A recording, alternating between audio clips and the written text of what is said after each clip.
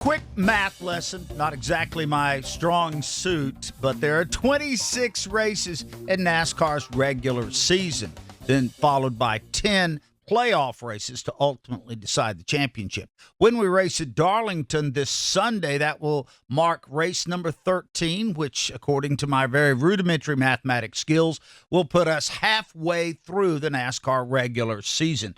To this point, we have locked in 7 drivers as far as the playoffs are concerned. And they are Kyle Larson, Chase Elliott, Denny Hamlin, Christopher Bell.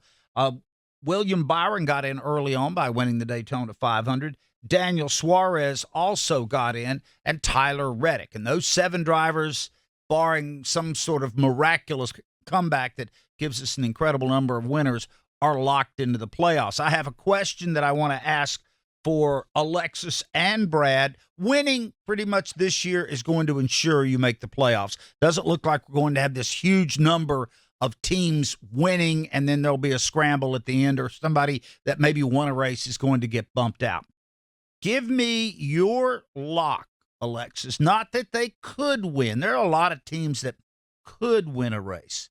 But out of the 7 that we've already named, give me a driver that will win a race this year in the regular season and lock themselves into the playoffs. Well, I just have to say first, thank you so much for allowing me to go before Brad.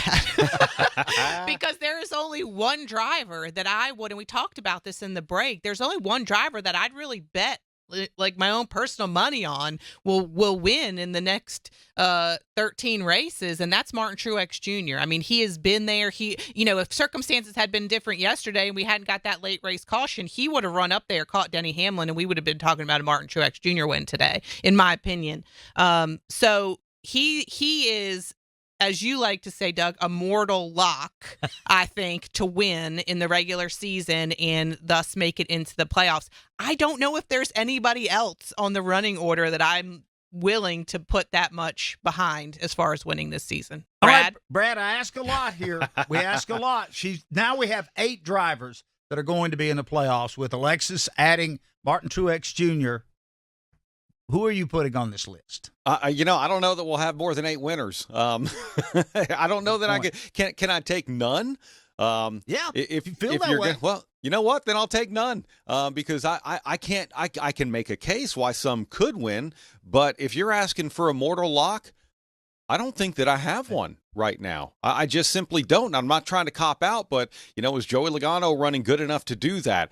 Can you guarantee that Chastain's going to step up at Darlington or Nashville, where he won last year at Nashville? Don't know. Is our champion Ryan Blaney? Go look at the tracks that we have ahead of us. There's not many of them that he's even led that many laps until we get into the playoffs. So I don't know that I have a mortal lock right now. I don't think I can actually commit to one. So, Brad, you think it would be reasonable then, by what you're saying there, that we may only have 7 winners this year, and this group of 7 just keeps churning them over and over? Actually, I think that's probably a group of 6. I don't think Suarez on a weekly basis is a threat to win more races. The way things are looking right now, I would say yes. Do I think we'll only have 7? No, I think we'll have more because circumstances will dictate whether it is a couple of road course events like Sonoma and the Chicago Street Course. We still have Daytona, which is actually going to be the second race before the end of the regular season. I mean, there are a lot of variables that could come into play. And look, I don't think anyone expected Chris Buescher to be going toe-to-toe at the line with eventual winner Kyle Larson. But I don't think I could sit here today and say definitively this person is going to win in the next 14 races. I tend to concur.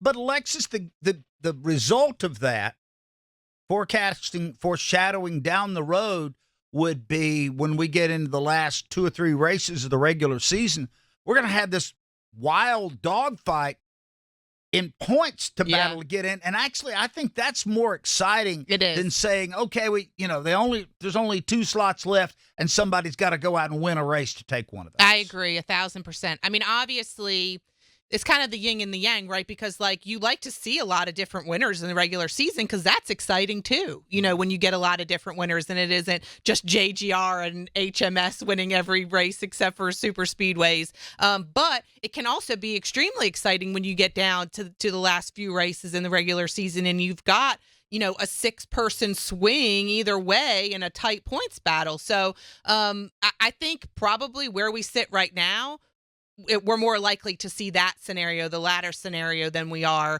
a whole bunch of different winners in the next 13 races. I like what I'm hearing there, Brad. I've got to agree. I would like to be watching the race or calling it in person and seeing the highlighted names moving up and down the scoring as the race unfolds, and one lap you're in and the next lap you're out. I love that kind of drama. I feel like that's where we're headed for the end of the regular season. Yeah, I think so, too. And again, Daytona has been the regular season finale for quite a few years now, and I think that was a genius move.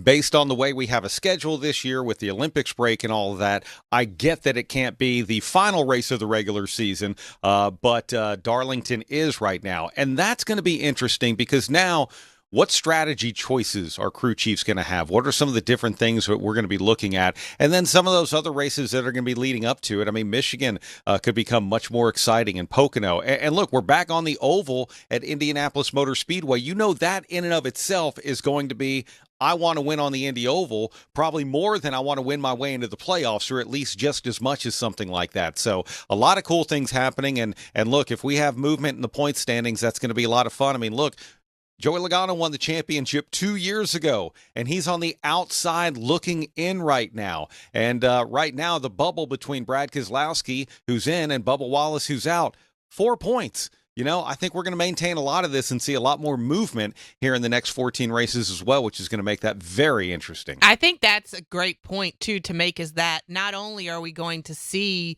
points battle become big, but it's with heavy hitters.